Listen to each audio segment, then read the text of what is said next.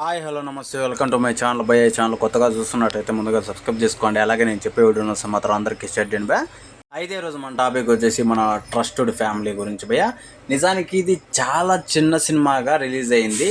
నాకు తెలిసినంత వరకు ఇలాంటి సినిమాలకి ఇలాంటి ఆదరణ అనేది చాలా గొప్ప విషయం అని చెప్పచ్చు. ఇలాంటి కలెక్షన్స్ కూడా చాలా గొప్ప విషయం అని చెప్పచ్చు భయ్య.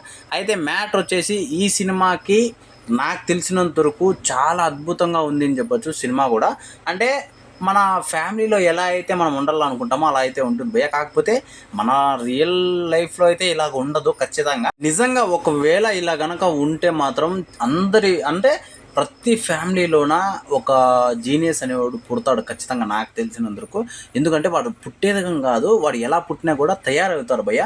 చాలా అద్భుతంగా ఉంటుంది స్టోరీ కూడా.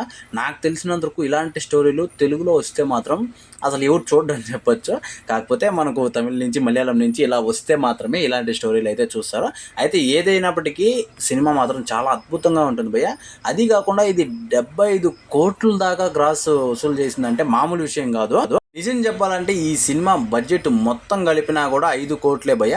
5 కోట్ల సినిమాకి 75 కోట్ల దాకా వసూలు చేయడం అంటే అది నిజంగా ఇప్పటికీ చెప్తున్నా కదా, ఇలాంటి సినిమాల వల్లనే ఇండస్ట్రీలు కొంచెం ముందరకు పోతున్నాయి అని చెప్పొచ్చు.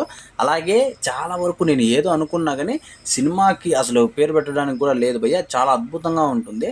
వాళ్ళ యాక్టింగ్ అయితే ఇంకా చింపేశారని చెప్పొచ్చు. ఆ చిన్నోడు యాక్టింగ్ అయితే ఒక రేంజ్లో ఉంటుందని చెప్పొచ్చు. ఇంకో పక్క ఇంత చిన్న సినిమాకి 75 కోట్లు రావడం అంటే మామూలు విషయం కాదు, నిజంగానే కాదు భయ్య. అసలు ముక్కి తెచ్చుకోవాల్సి వస్తుంది చాలామంది. అయితే నాకు తెలిసినంత వరకు మన తెలుగు ఇండస్ట్రీలో ఇంత చిన్న సినిమాకి అంటే ఏ ఇండస్ట్రీలో అయినా కూడా చాలా రేర్ అని చెప్పొచ్చు. ఇలాంటి కలెక్షన్స్ మనకు కూడా ఒక ట్రెండ్ వచ్చాయని చెప్పొచ్చు. కాకపోతే ఇది చాలా బెస్ట్ అనే చెప్పొచ్చు భయ్య. అయితే ఈ విషయం మీద మీరేమనుకుంటున్నారు కింద కామెంట్ తెలియజేసేయండి భయ్య. మర్చిపోకుండా తప్పకుండా దయచేసి.